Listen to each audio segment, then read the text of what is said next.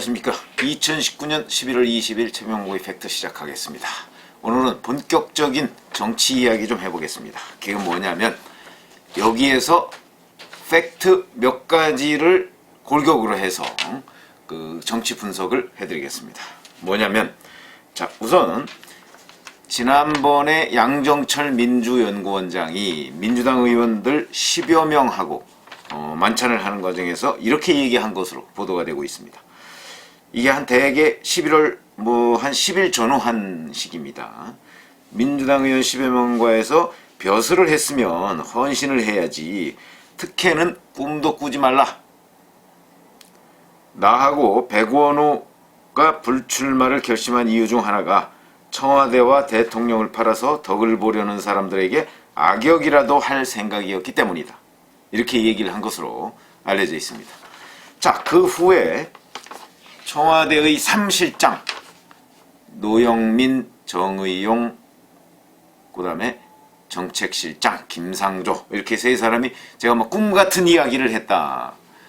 문재인 대통령 임기 반환점을 도는 때 기자간담회를 했는데 이때 정말 과거 2년 6개월 동안의 잘못된 정책에 대한 반성은커녕 앞으로 2년 6개월 동안에 그 정책을 계속해서 유지하겠다는 정말 황당한 이야기를 했다는 유튜브를 해드린 적이 있었는데 이 당시에 나왔던 얘기 중에 하나가 이낙연 국무총리 얘기였습니다. 이낙연 국무총리가 당에서 요구하고 본인이 동의하면 우리가 놓아들어야 한다는 생각을 가지고 있다 이렇게 얘기를 했습니다.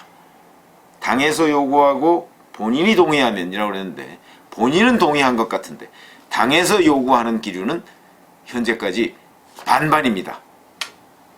자, 그런데 바로 어제 그저께죠. 18일 이낙연 국무총리가 만찬을 했는데 민주당의 실국장급 28명하고 총리공관에서 만찬을 했는데 그 자리에서 이제 당원으로서 역할을 하겠다 이렇게 얘기를 한 것으로 알려져 있습니다. 그러면 당으로 복귀하겠다 이런 뜻이죠.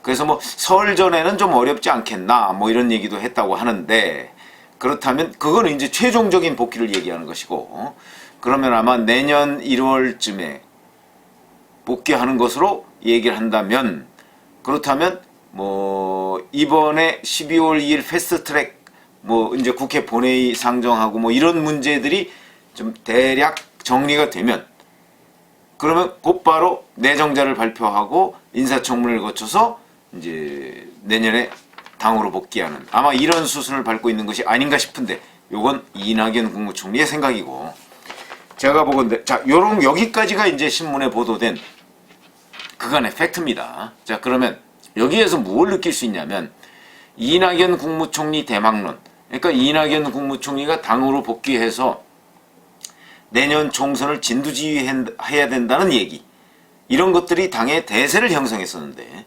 얼마 전부터 그런 기류가 바뀌고 있습니다. 무슨 얘기냐면 당에서도 이해찬 대표도 공동선대위원장 해야 되는 것 아니냐 이런 얘기가 나오고 있고요. 그 다음에 바로 양정철 원장이 이렇게 청와대하고 대통령을 팔아서 덕을 보려는 사람들 이런 얘기까지 나왔습니다. 자 그러면 양정철 민주연구원장은 누구 편일까요? 우리가 흔히 양정철 원장을 문 대통령의 삼철 중에 한 명이라고 얘기합니다. 그 정도로 문 대통령과 가깝다는 얘기였는데 그러나 지금 이 발언을 보면 양정철 민주연구원장은 문재인 대통령으로부터 굉장히 멀어진 것으로 보입니다. 제가 취재한 것도 굉장히 멀어져 있습니다. 그렇다면 양정철 민주연구원장은 누구와 가깝게 있어가면서 정치를 하고 있는 것일까요? 제가 보건대는 이해찬 대표입니다. 이해찬 대표와 그러니까 이해찬, 양정철 이쪽이 당의 지휘부를 형성해서 사실은 청와대 출신들이 당에 안착하는 당의 낙하산으로 안착하려는 것을 상당히 저지하고 있다. 이 현상을 저는 총선 주도권 경쟁이다 이렇게 생각을 합니다. 자 내년 4월 15일로 예정되어 있는 총선 지금 오늘 20일이니까 4개월 25일 남았습니다. 요 시점부터 지금부터 총선 주도권을 놓고 청와대와 민주당 수뇌부가 겨루기 시작했다. 그 조짐이 지금 드러났다.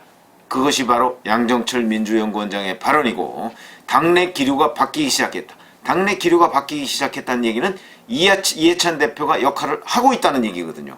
왜 그러냐면 이해찬 대표는 내년 총선에 출마하지 않겠다 이렇게 얘기한 적이 있습니다.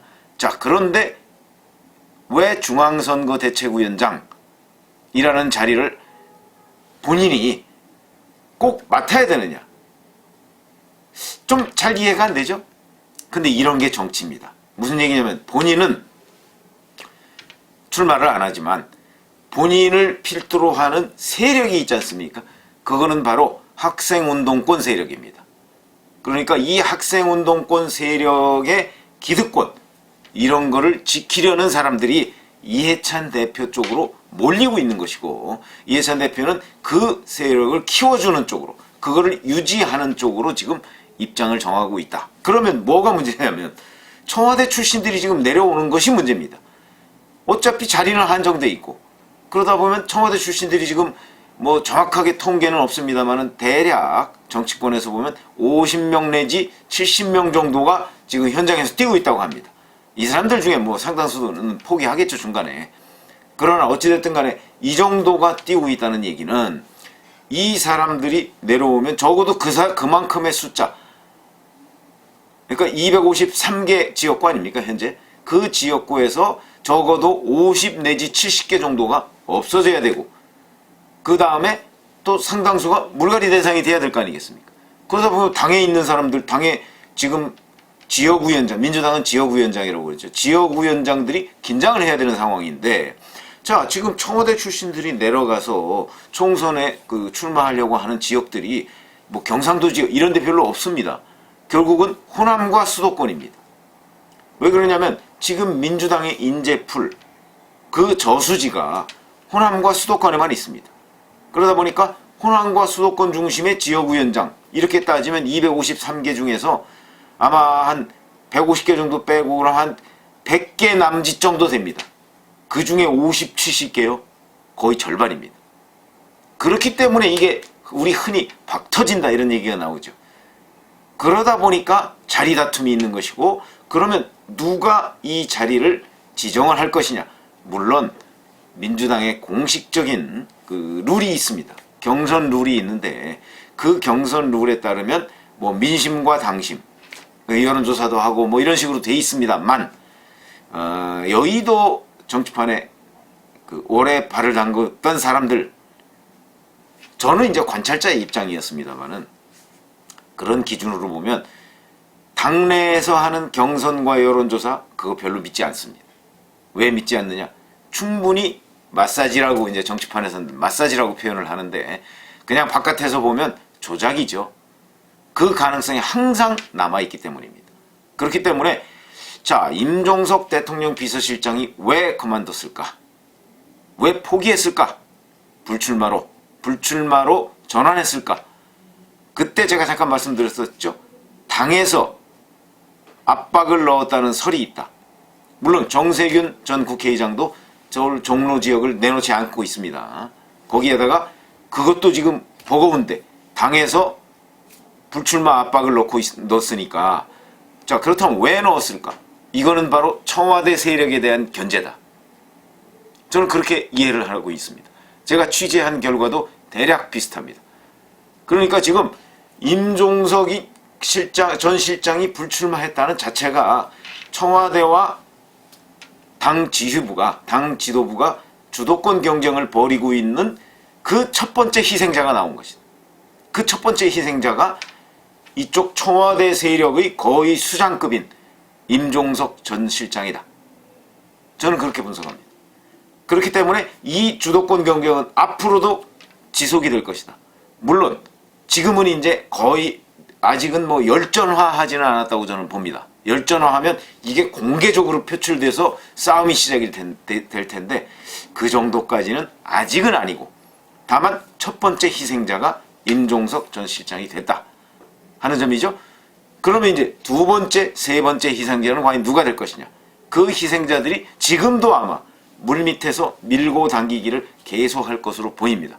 지금 그 현장에 있는 기자들 눈에 그런 것들이 잘 비치지 않을 뿐이지 저는 물밑에서는 치열하게 주도권 다툼을 벌이고 있을 것이다. 근데 그게 현재는 물밑에서 벌어지고 있는 현상인데 이것이 수면 위로 올라올 가능성 얼마든지 있다. 그건 올라온다, 올라오지 않는다는 건 단정적으로 누가 얘기하기는 어렵습니다. 왜냐하면 어느 한쪽이 힘의 우위라는 측면에서 완전히 무너져 버리면 그러면 올라올 그런 기회도 없습니다. 만약에 당 지휘부가 이것을 압도하고 있다. 청와대 출신들이 밀고 들어오는 것을 50명에서 70명이라고 얘기를 하는데 이것을 뭐 한 20, 30명 선으로 줄이고 나머지는 자 너희들은 안 돼 라고 했을 때 청와대 출신들이 그냥 꼼짝 못하고 당한다 싶으면 그거는 당의 승리고 그럴 경우에는 이게 열전화할 가능성 없습니다. 그런데 그게 아니고 만약에 문재인 대통령이나 또는 문재인 대통령의 뜻을 이어받은 강기정 정무수석이 당 수뇌부에다 대고 청와대 출신을 우리 최소한 이 정도는 받아야 돼 라고 얘기하고 만약에 당에서 이해찬 대표나 양정철 민주연구원장이 그 부분에 대해서 반발을 하면 열전화할 가능성이 있습니다. 그렇게 되면 여권이 총선을 앞두고 분열하는 양상이 되죠. 그렇게 되면 이제 서로 자기 사람 심기 경쟁이 벌어질 것입니다. 그렇게 되면 이제 무슨 문제가 생기냐면 자 경선을 아예 포기하고 나는 단독으로 출마할래 하는 사람이 생길 것입니다. 그러니까 여기까지 갈지 이거는 지금 이 시점에 예단하기가 어렵다. 그러나 제가 보건대는 거기까지 안 갈 가능성이 저는 조금 더 높다 이렇게 봅니다. 왜 이런 말씀을 드리냐면 문재인 대통령은 문재인 대통령의 정치 스타일을 보면 이런 데에서 적극적으로 나서서 교통정리하는 스타일이 아닙니다. 약간은 그냥 이 어떤 흐름을 타는 경향이 있습니다. 그렇다면 만약에 이해찬 대표와 양정철 민주연구원장이 당에서 버텨가면서 청와대 출신을 최소한으로 막겠다라고 강력하게 버틸 경우에 문재인 대통령이 그걸 돌파하려고 하는 정치력을 보여줄 수 있을까? 저는 못 보여준다고 보죠. 그런 점에서 본다면 이해찬 대표 당 측의 그 어떤 판정승 정도로 끝날 가능성이 조금 더 높다 이렇게 생각하는데 만약에 청와대 출신들이 집단화해서 문재인 대통령한테 뭐 직접 그럴 수는 없겠지만 강기정 정무수석을 통해서 아니 우리가 뭐 청와대에서 몇 년 동안 일한 게 그냥 뭐 봉사하려고 일한 거 아니야. 우리한테도 우리의 몫을 좀 달라. 정무수석이라는 사람이 뭐 하는 거냐? 라고 했을 때 강기정 정무수석은 안 나설 수가 없을 것이고 그렇게 돼서 강기정 정무수석이 만약에 문재인 대통령의 승인을 받아서 당에다 압박을 한다면 이게 조기에 열전화할 가능성이 있다. 그 시점은 대략 패스트트랙과 관련한 국회의 처리 이런 것이 대략 끝나는 시점 그때부터 시작이 돼서 만약 열전화한다면 내년 총선 공천 작업이 본격화되는 1월쯤에 1월 뭐 중하순 열전화가 되지 않고 당의 일방적인 판정승 정도로 만약에 끝난다고 한다면 그렇다면 이게 열전화되지 않고 그냥 넘어가는 것이죠.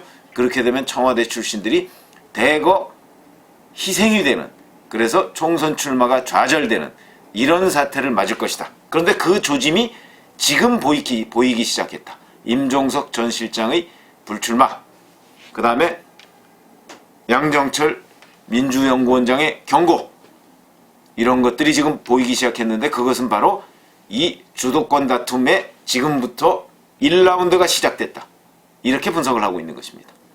앞으로 2라운드, 3라운드 충분히 있을 수 있습니다. 그것도 저희가 진척 정도를 봐가면서 알려드리겠습니다. 감사합니다.